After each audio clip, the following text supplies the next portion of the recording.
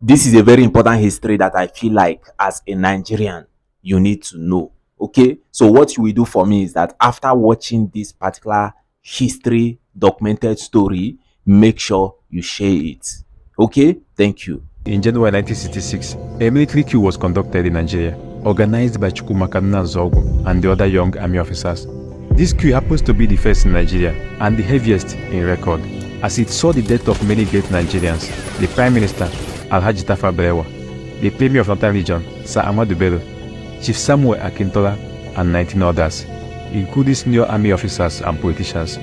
Then the military took over, and Major General Agui Ironsi became the head of state.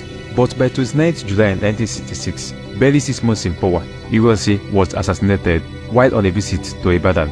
He was killed alongside Lieutenant Colonel Francis Adekunle Fajuyi, the then military governor of Western Region, who insisted that Ironsi should not be killed under his watch. The soldiers who came for the exercise then decided to take both of them, as he would not allow them to take away his guest. Body was later found along Owo Road in Ibadan.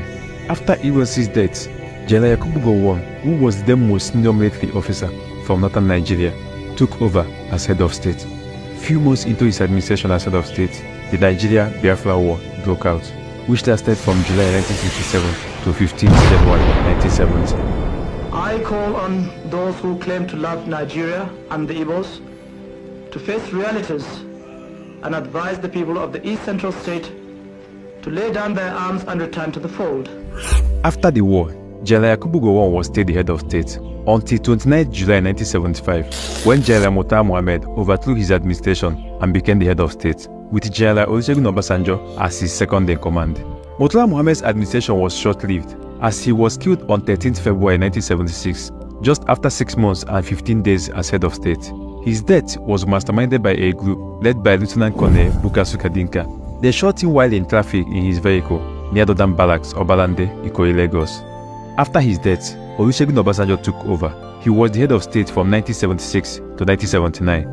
True enough, it is an interdependent world. But we in Nigeria today are over-dependent on other economies for non-vital and non-essential goods, which does not help our development. During his administration, he promised to conduct an election for civilians to rule the country.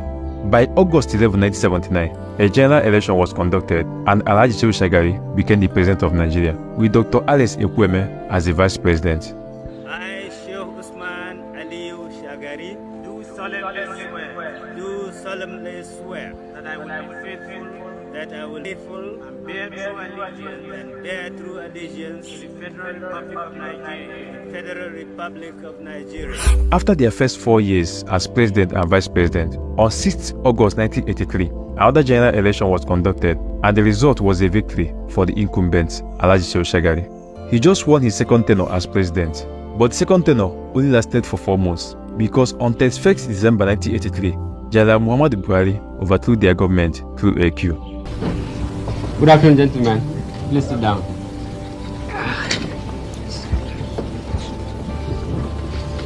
General Buhari became the head of state of Nigeria for only about 1 year and 8 months, when in August 1985, General Ibrahim Babangida, who was part of the team that helped Buhari become the head of state in 1983, conducted a military coup and overthrew the Buhari administration, thereby becoming the head of state. Babangida was in power from 27th August 1985 to 26th August 1993, a total of 8 years. He resigned from his position as head of state in 1993 after the 1993 general election, through which he promised to hand over to civilian rule. But instead of handing over to Chief Moshood Kashimawo Olalekan Abiola, popularly known as MKO Abiola, the presumed winner of that election, General Babangida decided to annul the election. The people of this country went to polls on Saturday, June 12, 1993, and without let or hindrance chose me as their president. I won in 20 states, and I won the 1/3 of the votes in 28 out of 30 states and at the Federal Capital Territory of Abuja. This annulled presidential election had 2 major candidates: Alhaji Bashir Tofa of the National Republican Convention (NPC) and Chief MKO Abiola of the Social Democratic Party (SDP). The election is adjudged to be the freest and fairest in the history of Nigeria, but was annulled by Babangida on the basis that if he had allowed MKO Abiola to be president, there would be a military coup that would put his life and that of Abiola on the line. He said that some top military officers were already planning to attack if Abiola emerges.